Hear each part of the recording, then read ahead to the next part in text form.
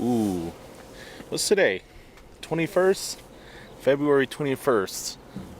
And we're here in Sedona. We're at this parking lot. And this bitch is full.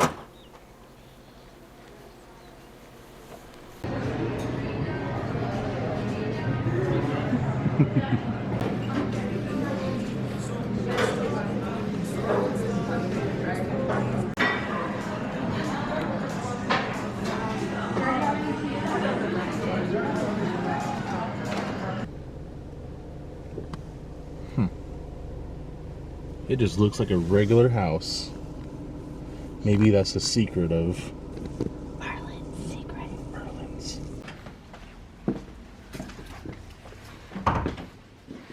It smells very hippie.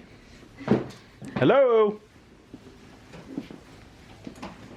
Oh, so it's a living room, a curtain divider, the bedroom, there's a fireplace, a bunch of laundry on the bed, all the towels. Maybe they weren't ready. Okay, here's the study. Oh, what's this? Create. This is the sign-in book. Cool. I guess we'll have to write our stuff right there. Look at this little guy.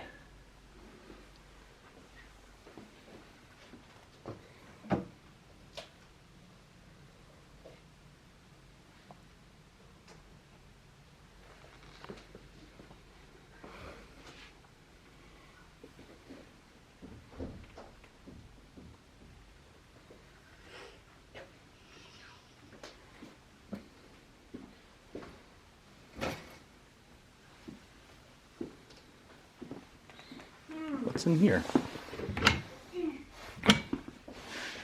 Cool, cool, cool. Huh. Is that the closet? Maybe it's supposed to be, I can see the hinges on top. but it was something. They didn't let us figure it out. Come on, Merlin. So you just push it? There's a handle over here. It's not even that cool. Dang. But there's a door to the backyard.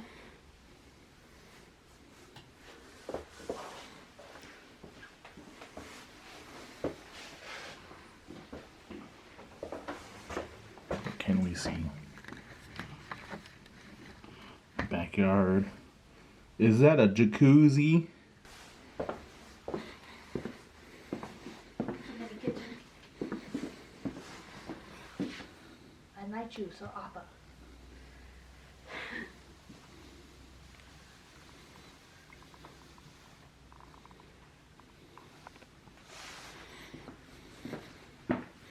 Oh, and that's it for the kitchen.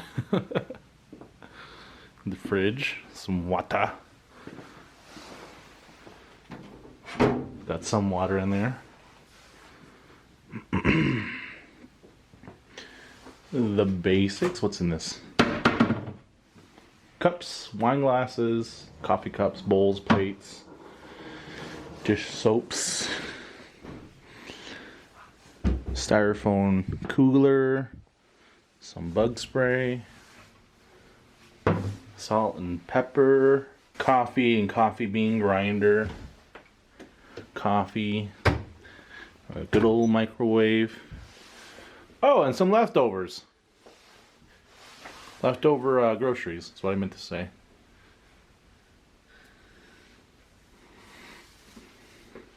Toaster.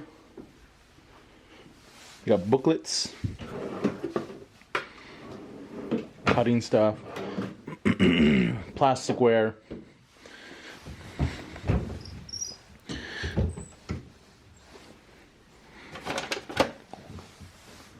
Oh, hey, here's the shower. Wait, what's in the fridge? Some tortillas? Sriracha, sour cream.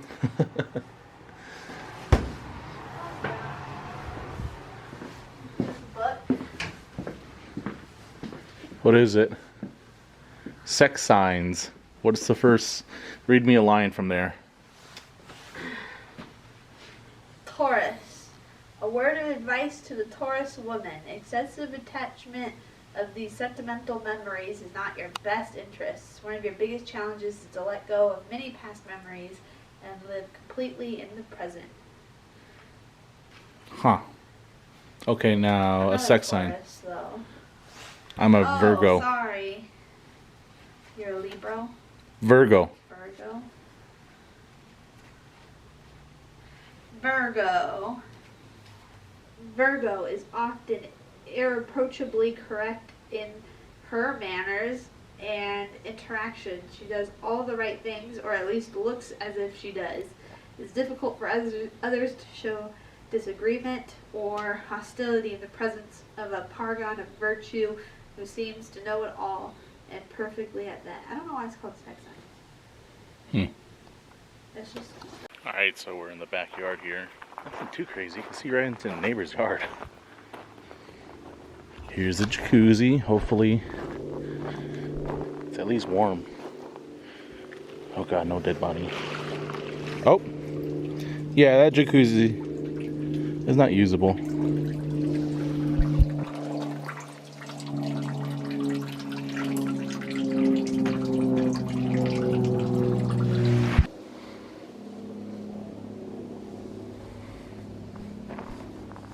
Where's the hammock at, bro?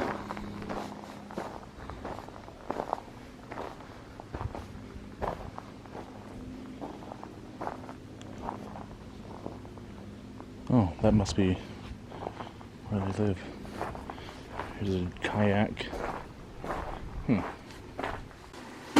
So this closet must be where the bathroom is.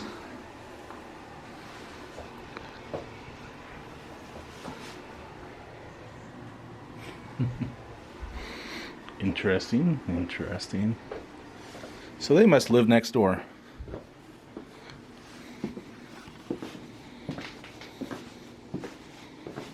Here's this kaleidoscope. Can you shush? You really gotta do that right now? Come here though.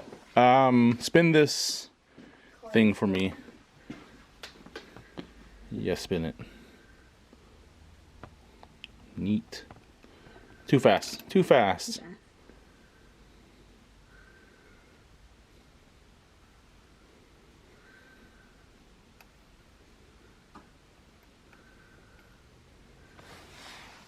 Cool.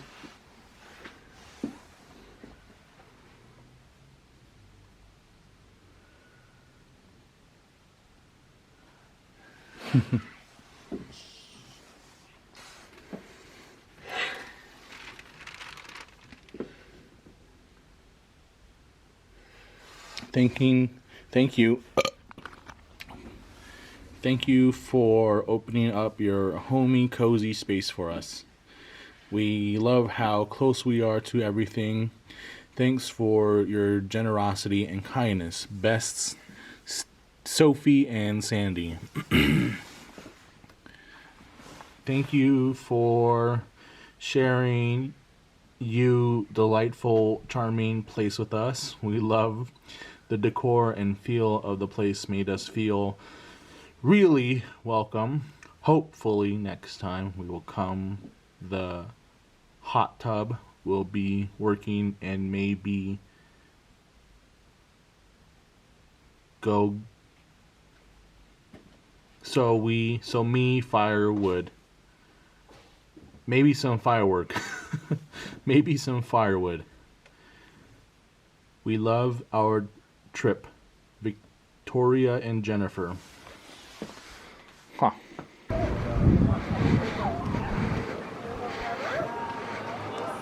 Over here, she's real sweet. I'll take it from you if you don't want them. Okay.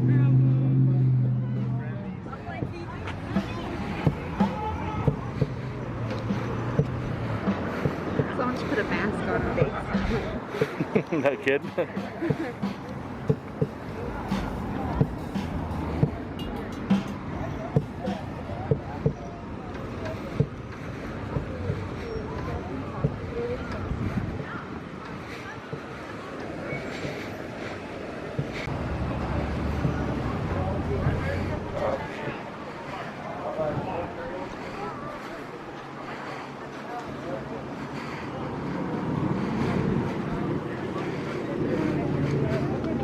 There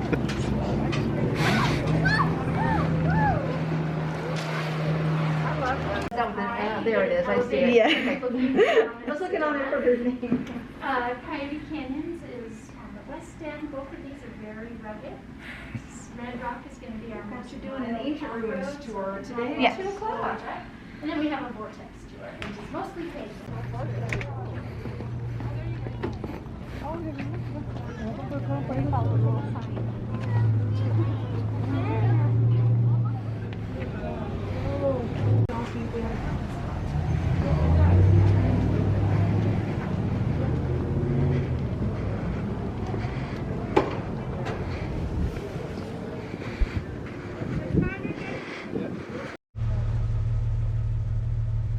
Everybody buckled in?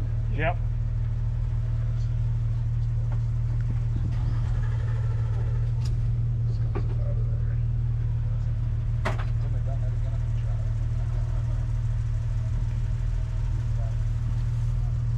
Being in Arizona, I think it's snow. We just got back from Colorado a month and a half ago.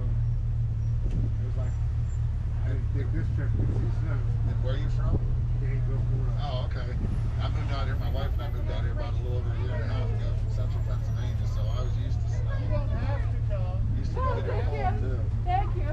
Last winter we spent in Pennsylvania, we had 2 strips that are hiding get above single digits. Well, in the morning it's 15 below and the 30 below wind chill, and if you hit 0, you thought it was a heat wave. So out here you don't have to shovel sunshine in the winter. But this side of town is our uptown is more the tourism driven side of town. As you can see all our little souvenir shops, restaurants, little galleries. And if they can print something, the words Sedona on it small enough, they will try to sell it to you as a souvenir. So just like most other tourist areas. But we're going to be heading out through West Sedona. That's more of our residential side of town. More developments out there. We have our grocery stores and drugstores and movie theaters out there. Still some nice restaurants on that side of town as well. The thing I like about it, it's all within a 3 to 4 mile area. You're not driving forever to get to someplace. The town itself, our last census, we're at about 10 to 11,000 full-time residents. We're approaching 3.5 to 4 million visitors a year. And this roundabout down here is just where both of our main roads meet. There's no bypass to get around town. So that's why traffic seems hectic at times. The city has no plans in the future for infrastructure updates. Our busy time is going to be coming next month, March and April, spring break. If you don't have to be in this part of the state, I wouldn't recommend it. There's times, like today, I think we have 30 or 32 Jeeps out. Spring break, we run 60 to 70 a day. Wow. Yeah, I said you can't swing a dead cow without hitting a big Jeep in spring break. I tell people all the time, it doesn't matter what side of town you go to, there's always great picture taking anywhere around Sedona. You get farther out here in part of the canyon we're riding out through, there's some great photos out here in the sunset. I said Devil's Bridge. I think somebody famous must have hiked it before and put it on their social media page. Now that's the first place everybody wants to go when they come into town.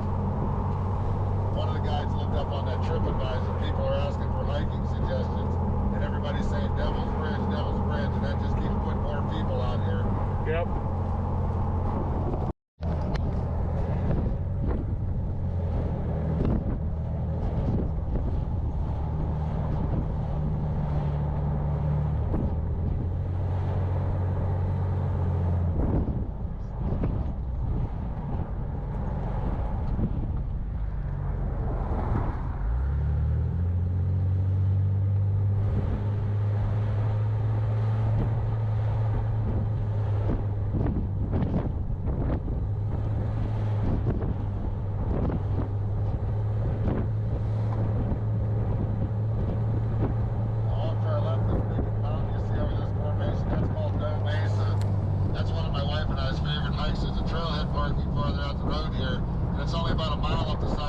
switchbacks. You get on the top and you walk over to this high wall and you're overlooking all of West Sedona. You can see clear onto the village of Oak Creek. Some great photos from up on top of there.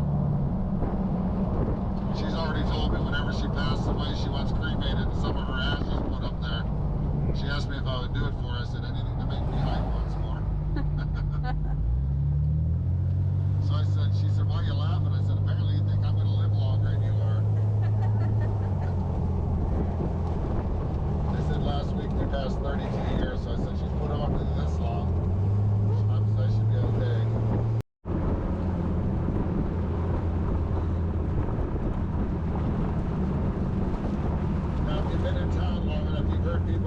different rock formations. People like to name them whenever they see something unusual.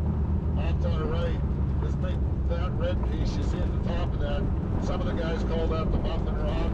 Looks like a muffin sitting there, and then they call the one next to it like a squirrel or a rabbit eating off the muffin. It's amazing when you look at it how just water has riveted it into these shapes.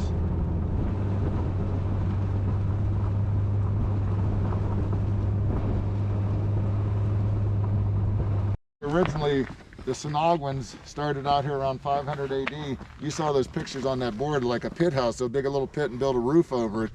Well, over time, it didn't seem feasible. They started moving their way back, and wait till you see where this ruins is on the side of the hill.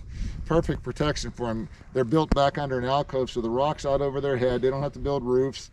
They have protection on 3 sides of them. So basically, when your enemy are in the area, you're elevated. You get a bigger view so you can see if anybody's coming.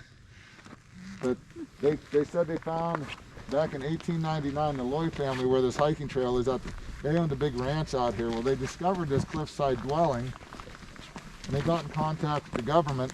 So there was a guy in 1899 by the name of Dr. Jesse Fuchs. He came out here from the Smithsonian. Well, he brought a crew with him, and they did some digging out here. And they found remnants of old pottery, the Indian pottery, the different styles. So that's how they could tell basically what tribes were living here. Started out with the Sinagwans from 500 to about 1,000. Then after they moved out of the area, the Yavapai and the Apache moved in. Well, they lived here for, the 400 years, and then all of a sudden this 25-year drought starts hitting the area, so everybody migrates south. And when you get down into Cottonwood, there's a place down there along the Verde River called Tuzagut. It's more of an adobe-style building. So they lived down there. They finding burial sites up here, and they did some examination on the bones, and they determined that most of the Sinagwan women were basically about 5 feet tall, maybe 80 to 100 pounds, and the men were about 5'6". Wow. Maybe 120 was a real big guy, but they figured their life expectancy was only mid to late 30s. So you figure the rough lifestyle out here. This was well before the introduction of the horse to America. Everything was traveling by foot. All they had is the diet. They found some areas where they thought crops had been planted. Corns, beans, and squash was pretty much their diet. So you're not going to grow real big living off, just the vegetables. And if you did get a wild animal, what did you use to hunt it with? A sharpened stone on a stick, maybe. So it had to be awful darn close for you to get it. But then with the illnesses, it's all trial and error for the medicine part. How did the trees grow up on the rock? A lot of that, they say, like birds will be down here eating the seeds and that, and they go up there and do their business. Bird shit up there, and all of a sudden water hits it, the seed starts to germinate, and next thing you know, you have a tree. Now these dark spots, the lines you see coming down over, some of our guides, old guides, used to say those are our old Jeep tire tracks, but basically what it is, in the heavy rains, that's where you'll see big waterfalls coming down. If we really have a heavy monsoon, that's where the huge waterfalls will come over. I actually had a tour probably late February. We had a group come into town. We had 3 chiefs brought them out here, and it had rained most of the day, so there were 3 or 4 spots still had water running over. But where we go back into the alcove, the water was actually landing down past us. Now you start seeing some of the cliffside dwelling back in there under that alcove. That's where we're going to be walking around in front of here in a little bit. This is another one back in here, is where they got that cross section that's hanging on the kiosk back there. But as you get back this way and go farther north up in elevation, you're going to start running into more of the alligator junipers. So you think about it, the last ones any record of was probably around 1400. That's 625 years ago. How big was this tree at 125 years old? Maybe not even half the height. So everything down in here is all new vegetation since the Native Americans moved out of here. Another nice little information board. This goes over some of the pictographs you'll see in the area here. You'll see some of these markings on the wall, some of the writing and that.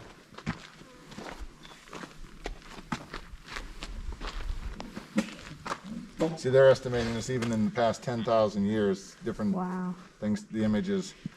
And that's the thing. I always like to tell people when we start this, we have a guide here that's been doing this for probably between 2 companies almost 35 years, and he's friends with a lot of the Native American tribes around here. And they brought in some of the elders down, and even some of them don't know exact meanings of these drawings because They said every tribe uses a different type of artwork to explain their life. So until they can actually identify who put it up there, it's all open to interpretation. And that's what I like to tell people. This is what I think it means. It doesn't mean it is. It's just from, you know, what I've seen out here walking around. So we'll start over towards the left end here. And this is the end of the alcove where they originally thought all this cliffside dwelling started. And it worked its way across the face here.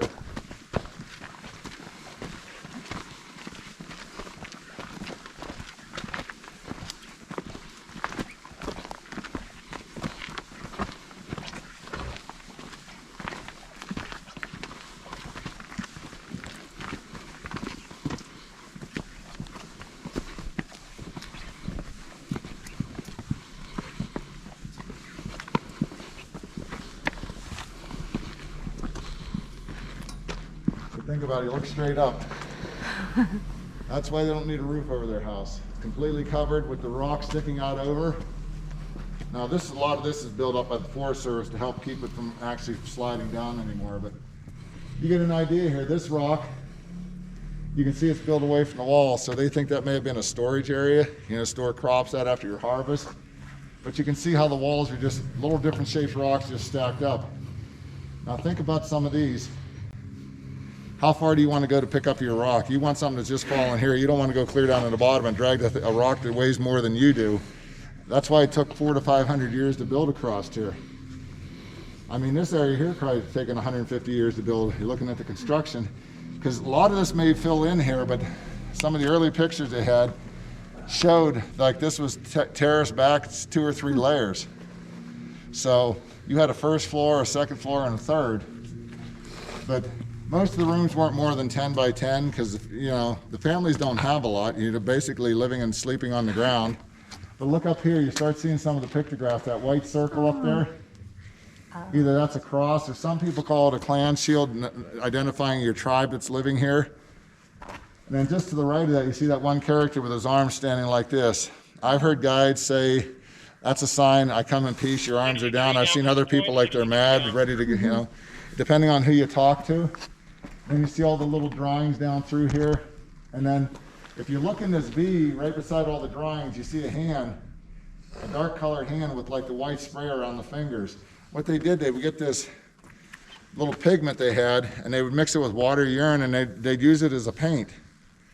So there's a spot farther down here, we'll see the Forest Service got some of that as a sample, and they tried to develop another pigment, and they put it on the rock as an experiment to see how long with the exposure to the elements and all the dust coming through from the ATVs, because even the dust will blow back in here, and it's sort of like slow motion sandpaper where you get enough dust blowing across the face of this rock.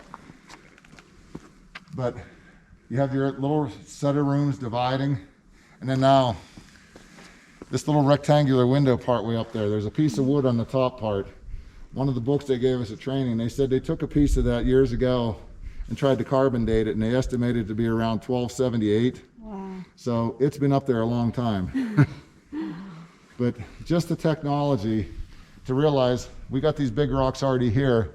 Let's start building on top of it. We already have our foundation built. That day we had that group out here, the group of Mennonites that were out here from Ohio and Indiana, so we brought them out on a tour. We're standing here, water's hitting on the other side of the railing, we're perfectly dry right here in a rainstorm. And it's weird because when the sun did start to come out, you'll start seeing how the little rainbows and that, but it doesn't happen that often. You get out here at the right time for a... Now think about 600 years ago, none of these trees were here. So you got a great view off in the distance if anybody's coming, you know, because you're sort of like in your own little groups. You aren't going to go around to the next canyon to see whoever's there on a Sunday visit. You know, you sort of stay to yourself, and you just did your thing out here. Like I said, can you imagine when this is all going, 200 people living here? So that takes a lot of food, a lot of water for everybody to survive. How many was in this, say, do you know, how many were in the tribe here? That, they estimate approximately maybe up to 200 people at one time, but this whole area, they said from the digs they've done, you'll see some places the walls have fallen over and it's actually filling in, so we'd be standing on where a second floor was.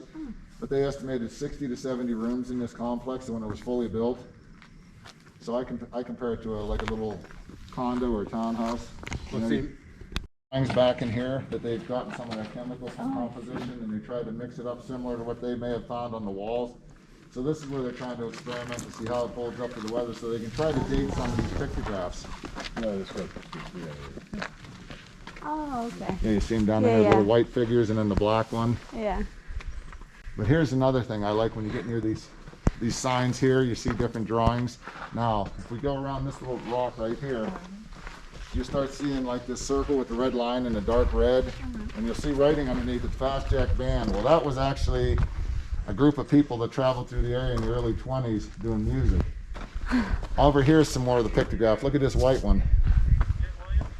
Like they're a figure, and then I asked one kid in the tour, he said, that's somebody playing basketball. So basketball wasn't invented back then. What they think it was a lot of the Native Americans had like a birthing area, and one of their rituals is to hold the babies up to the sun. So you can see that there, but Okay. All right. you know, like I said, sort of a little interpretation. Now you see like the they're dark holding a red little figure person. in there under the shadow, right Yes. beside Fast Jack Band. You're gonna start seeing more down through here with the dark red colored pigment they used. More of it was white up here, you're getting more down through here. So they aren't quite sure where the time change was between the Sonoguans out here and then the Yavapai and the Apache coming in. Now, out off of exit I-17, down in Camp Verde was a big reservation, and then you have the next exit north where Cliff Castle Casino is, which you pull off the interstate, Yeah. there's a nice big sign coming in that says you're now entering the Yavapai Apache Reservation. So there are quite a few Native Americans still living in the area. And it's not that far of a ride. There's another cliffside dwelling out there called Montezuma's Castle. Yeah. It's a nice place to walk around. Been there. So I'm guessing there was like a floor right there. Now this you can see, this has all been filled in. So we're basically up on part of the second floor because they think it would extend a little farther under where we're walking. Just terrace their way up here. But this is still all roughshod construction. You have different sized brick in there, stone in that. Now as you start getting down here, this end was actually rebuilt by the Forest Service. But the main part of the wall is all original. That end part. Yeah. Well, it's first thing I know. Nuts.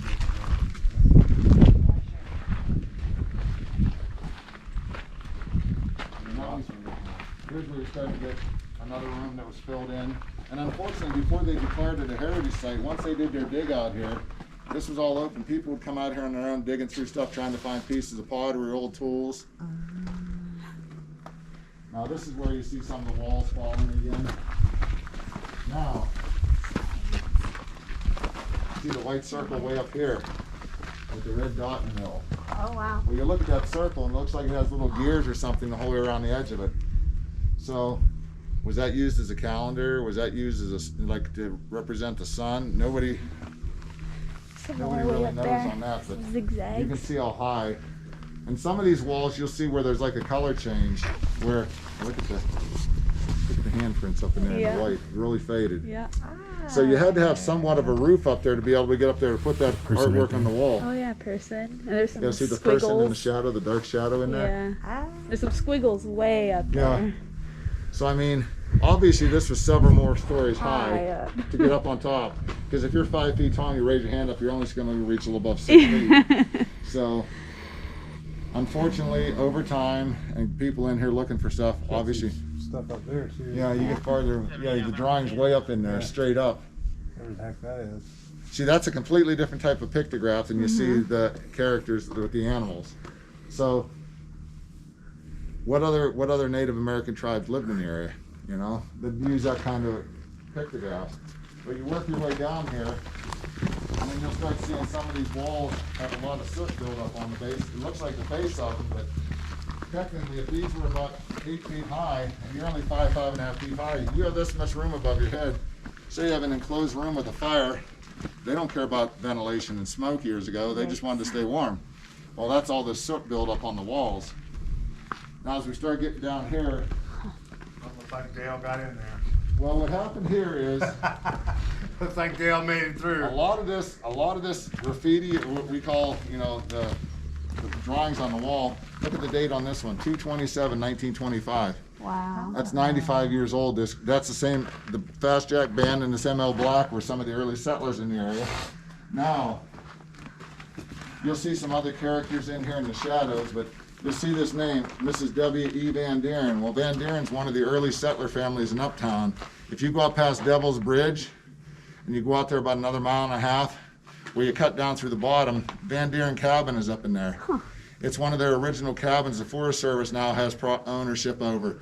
But it's 2 sections of a cabin. The family originally built the first section, and then the second section, Mr. Van Deeren bought it off a guy about 4 miles up the canyon, and they hauled the logs down by horses. Last summer, his son was out there for a visit on Sunday. He's like 89 years old.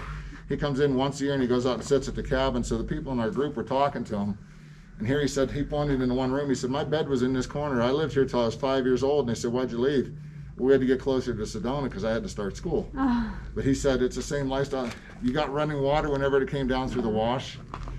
There wasn't much places to plant crops out there, but so he said, you sort of tried to stock up on stuff from town at the general store. And he said, finally, when I got old enough, we had to move closer to town because his dad was a lumberjack. So a lot of this writing, Van Deeren, you'll see Van Deeren farther down here. But now, I feel like now you're wherever it's starting really down here is a lot smooth is more where they're pictographs. You get some great, especially up on repping it, here. you know? Now, see how these are all nice double stacked walls, same level bricks? Well, these openings, what they used to do, they'd get these juniper trees and different trees here, cut them down and use them as floor joists. Well, then you take the branches and whatever leaves you have, pack it down in like a mud to pack it on the floor, and then you start building your way up. But you can see this wall was here and that one. This wall was probably put in afterwards because it's farther away. You can see how it V's back in there. Now, if you get over here, you get a better look of it. They filled this, broke out, and the Forest Service filled it in because people were crawling in here before they did. And in behind there's a big open cavity, so you have storage. Nice. But now look at all the drawings here. That big, and you look at how perfect these circles are. Yeah. Think about what they did to do that. A piece of this fiber off a banana yucca, just like an early compass, you know, just draw your circle, color it in. But look at the characters here. Are these animals they've seen in the area? It could be. But then you start getting up here, more markings. Now, this one back in here looks like the White House circle and the 2 eyes. They think that's Hopi related. The Hopi tribe may have been here. That's similar to some of the artwork they used. But you can see all the drawings back up under that edge. And there's the Van Deeren name again, above all those red figures. So they somehow got up on these roofs, did all this drawing and all these pictographs. And then over time, everything just started collapsing in.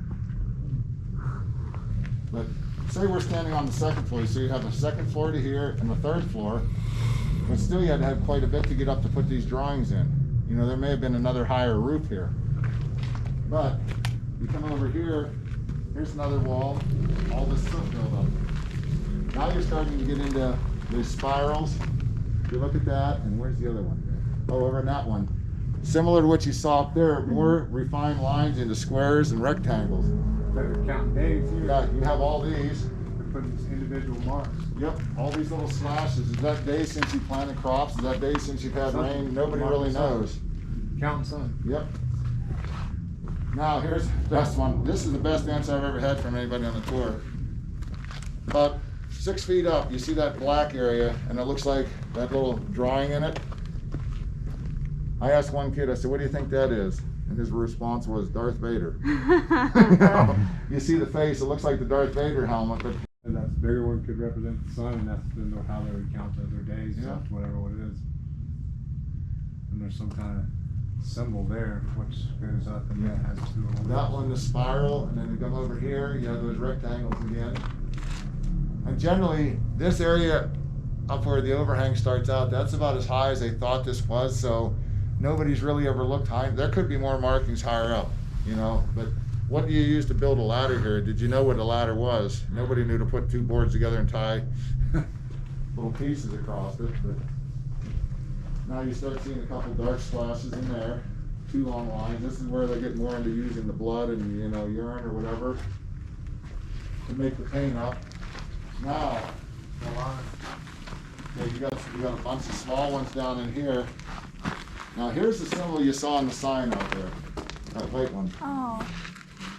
Now if you've seen if you see the cocopelli around town, it's sort of like somebody bent over, looks like they're playing a flute. Well, that's some of the Native Americans' fertility god. But that one, it doesn't look quite like it. It's like he's almost holding a spear or something with fire. So think of this must have been the wall right there, and they got high enough to draw on it. Because now, unfortunately, those little hands you see up there, those have been retraced. Somebody come out here because they were almost worn off, and they traced the hands again, so there's really no telling how old that stuff was. Very small. Yeah. Oh, it's like I said, you're taller than most Sonogan men, you know. You know, you're over 5'6", so you'd make them. But here's another thing. That carving in there looks like a half moon. Some people think that might be a canoe, but you see the lines beside it, the squiggly lines? Yeah. I've heard people say, some people interpret that as running water, other people call snakes, you know, so. But it's interesting, for the short time I've been out here, just learning some of the basic stuff of the Southwest history. But I think this is probably, I consider this probably the most important area because of all the different drawings and the time span with the people out here writing their names. And you knew the Van Darens were here from the late teens, early 20s, so a little over 100 years ago, these people were coming through the area. But imagine how quiet it is now. Weekends when it's busy during the day, all you hear is ATV traffic and Jeep traffic up and down the road. Now, you're here, none of this vegetation's here, nice summer night. You have sunlight here 9:30 at night, and it's light by 5 in the morning. So what do you need? One small little fire just to provide a little bit of light? Because it's not like you're getting up every day to cook breakfast on a fire. It's whatever. And they said on top of here and farther out on the one ridge over here, they found remnants that looked like old crop fields. They could see the lines where they furrowed to put the seeds in. So from what they found, they said corns, beans, and squash were their majority of their diet. Well, if I ate corns, beans, and squash every day, I'd probably weigh 100 pounds too. You know, I need my burger. I need. Yeah, Apache, great place to go, good place to get away. You know, the hotel, restaurants, the casinos there. And then, like you said, out to Montezuma's Castle and Montezuma's Well. Montezuma's Well is pretty interesting the first time I went there. It's a big, what would you call it? A big, almost like a circular Like a pond. circle, yeah. But if you walk down on that trail down to the bottom, did you see those cliffside dwellings under the rim? Yeah, yeah. There's some of these small cliffside dwellings back in there on Montezuma's Well. Well, it's constantly, I don't remember the exact number, the amount of gallons per day that is pushed up out of the ground, and it keeps it at the same level, so the same amount of water goes out through a spillway and feeds into the river. And it's been doing that for thousands of years. But it's, you know, that was their water source. Same style back there at Montezuma's Castle. Built on the side of the hill facing the sun, access to water to grow your crops. Now that was a little different when you see it, how high up it is. Yeah. And the guide down there told us what they used to do. They found examples of ladders. You'd climb up in at night, pull your ladder up so nobody can get into your living area. Huh. That's why it's built higher up the side of the hill. So we're going to work our way back down and start out the path towards there. And if we get out to the kiosk there, I'll let you take a picture of that south section of the alligators in there. Unfortunately, a lot of this is aftermarket art, I call it. You know, I'm like this. I've been out on tours and you get up to some of these hikes and people are scrolling, scratching their names. If you want somebody to know you're there, take a picture and post it on social media. Right. You know, people don't care that Jake was here. Nobody knows Jake. And unfortunately, all we're supposed to do is try to remind people, you know, stay on the trail, don't say stuff, that if you see somebody doing something, they don't want us to really say anything to them. So it's sort of hard for me to bite my tongue. I mean, there's so much beauty out here. You don't have to go into face. They've got some little lips on these steps, so just be careful. If you want to come in under here and take a look at this, seeing as we're the only ones in here. So you can see the style of bark, looks like the alligator skin, but here's roughly the alligator was a young seedling in 1538. Wow. And that's where they determined the centering was. And somebody took the time, if you look close, look at how close, tight those rings are. They went through, like here you start seeing Homestead Act, that was the one in 1862, Fort Verde established. One of the early settlers in Uptown, J.J. Thompson. And you can see points across here, 1692. Salem witch trials. Wow. That's how old the tree was. It was this big. And over the years it's grown until you get, they cut it down in 2014. Wow. So that's, let's see, 38, so that's 62, 400, 600, 662. Yeah, so that was an old tree. 675 years old. Wow. Why'd they cut it down? I think a lot of it was the rot, and they're starting to get to the point where there's a danger near the trailhead.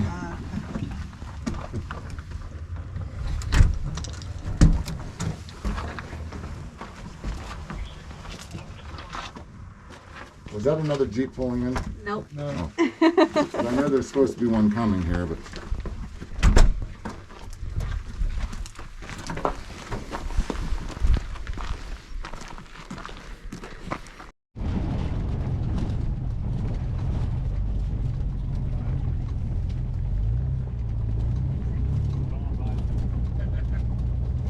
I originally thought about it, then after doing this 3 days a week, up to 30 hours a week, I don't want to bounce around on my days off. I met a guy at the gym. He has a little place in West Sedona called Red Rock Rubicon. He does Jeep rentals.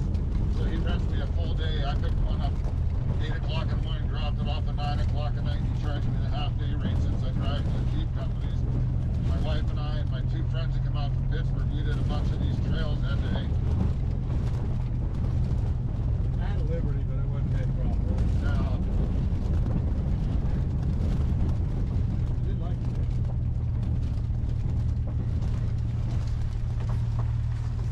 I like how Honda calls that a four-wheel drive pickup truck.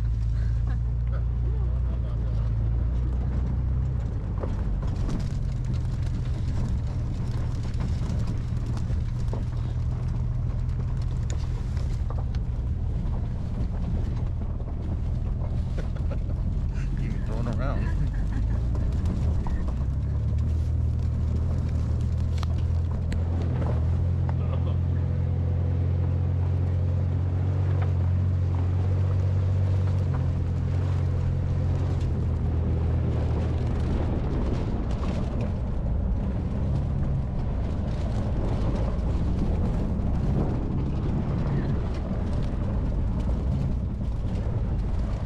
Once we get past this formation, get a little tired, you'll start seeing everything back or up top. You'll see the backside of Del Mesa. You'll see off into the towards the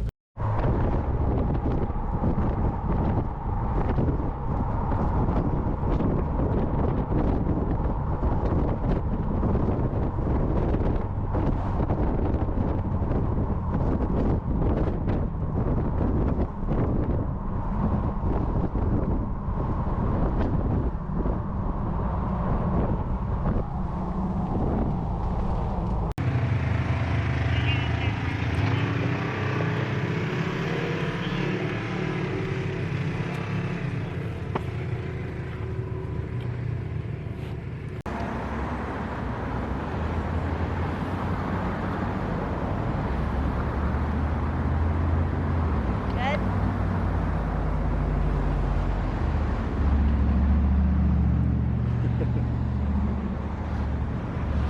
You're not supposed to be looking at me. 5 o'clock right now, and we just got done with our pink Jeep tour, and we're just here next to these signs, these placards, bunch of information over here. Heading that way, still got a few more to go.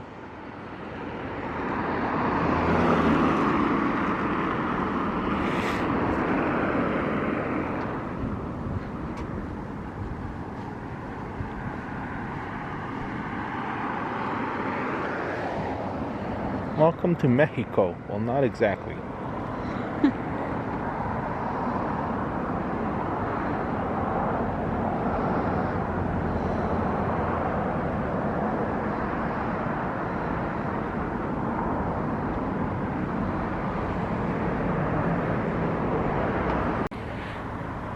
Well, that was fun. Oh, we're going now? I guess we'll go back to our hotel room. But it's good to right?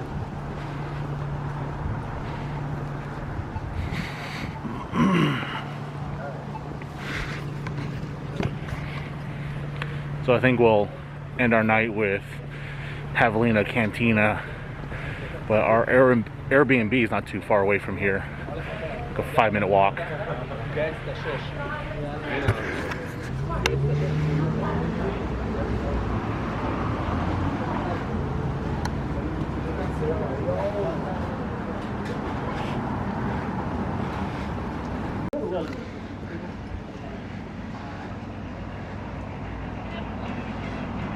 Come on in and visit a while with Buffalo Bill. He's always just hanging around.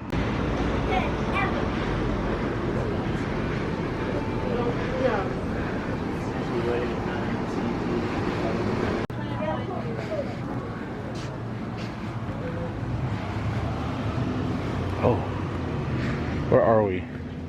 We're right here. And our Airbnb is, I think that's it right there. Not too far away.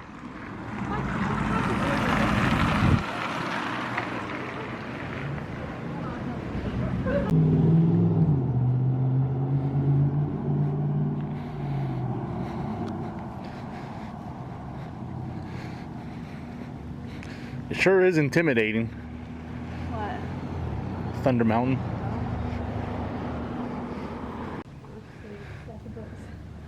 July 4th, 1976. Sedona Red Rock News. Liberty at Freedom Ring. October 28th, 1386.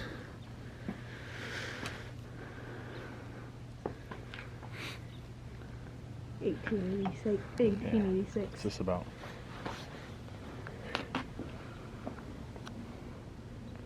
In 1886, newsboy ringing his Liberty Bell with the headline announcing the arrival of the Statue of Liberty to this country.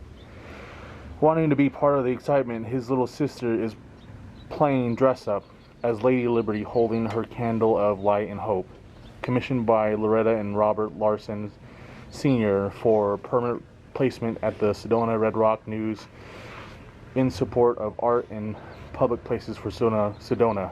Christina and Kevin Schweiss, their grandchildren, modeled for these sculptures. It's better to light a single candle than to curse the darkness. Dedicated September 25th, 2008. Neato. Good job, guys. There's another kid over there. They just covered their bodies in mud and stuck in there.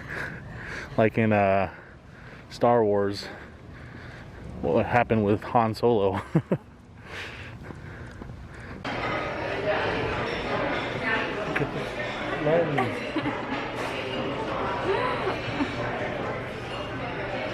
Gotta wait 20 minutes for our food. What would you like best? I liked... Look at the lens. I liked the ruins the best. That was fun. The Jeep tours, Yeah.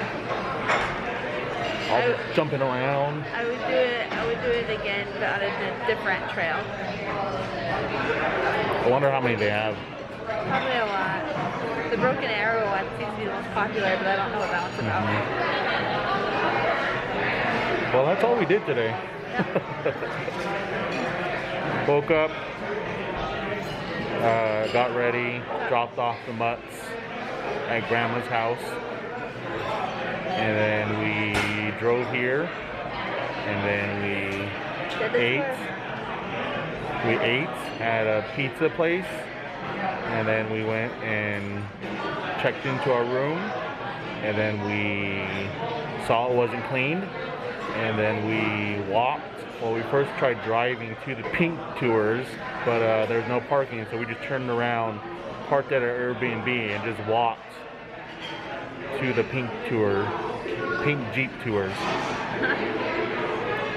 And then we walked down the street after we got back, and then we walked to our Airbnb, picked up the car, and we're here now. It's almost 6 o'clock now, and it's starting to get a little bit bluey outside.